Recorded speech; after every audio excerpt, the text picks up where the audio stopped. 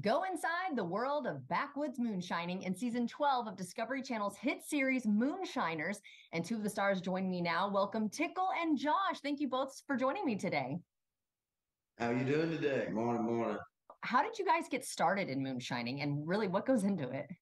Well, runs deep in my veins. If you look up Amos Owens, Google Amos Owens, it says he was the most famous moonshiner in North Carolina history.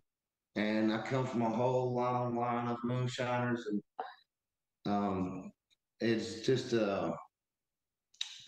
I'm getting to carry out my heritage, and I'm getting to carry out something I love. And I've always been totally fascinated with making moonshine. Here I am getting to be on a TV show, living my best life, living my dream come true, and here I am.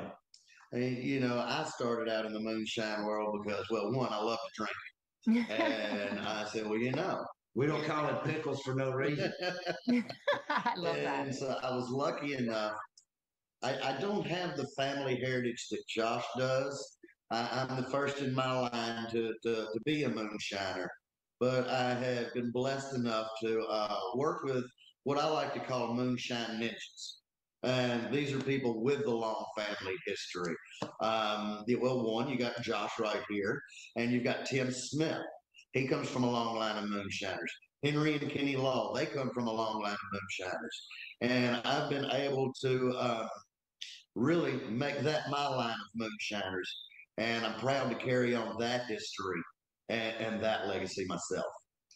That's great. And when I've tried moonshine before, I kind of was like, sipping it, but you kind of mix it with some cocktails, right? Can you tell us about that? I make a cherry bounce. It's my what I'm famous for. My uncle Amos, he was famous for his cherry bounce, and I'm carrying out that legacy. That's something that I do, and yeah, we make all kinds. We usually make what's on hand, whether it's this grain or this fruit, and then a lot of times we will flavor it with that. But Tickle's got a cinnamon shine. You can get at Sugarland's Yeah, distillery. dynamite. Yeah, and dynamite cinnamon. He's a legal moonshiner. I'm still an outlaw. Can kind of keeping my heritage alive that way. And yeah, so we make all kinds of brew. And really quickly, for people who may never have tried moonshine, what could you relate it to? It's moonshine. It's moonshine.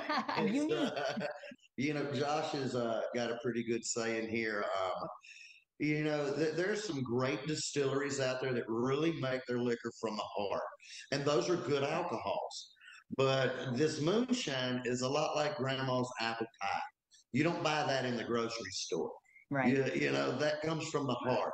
That's something that's homemade, and that's about the best analogy that I can see. And yeah, One thing I like to say too, real fast, is do you know the difference between white lightning and moonshine?